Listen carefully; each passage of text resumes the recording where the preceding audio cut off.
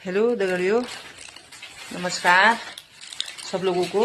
मेरा प्रणाम। कैसे हो? स्वस्थ होंगे, मस्त होंगे, सब ठीक ठाक होंगे। और मेरे को तो टाटाट हो रखा है, छोड़ ही नहीं रहा है ये टाटाट। क्या करूं, पता नहीं कैसा टाटाट हो गया है। हम लोग अभी ये चाय आई पी रहे हैं। ये मेरे साथ वाले हैं, अगल बगल वाले हैं, बैठे हैं यहाँ पर। एक ये छोटी सी चुटकी है मेरी बाबू, ये भी चाय पी रही है। देखो तो दगड़ियों, ये भी चाय पी रही है।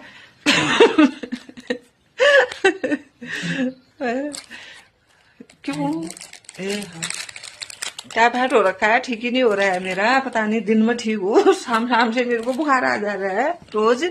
कितने दिन हो गए मेरे को, आज 10-12 कहाँ 21-22 दिन हो गए।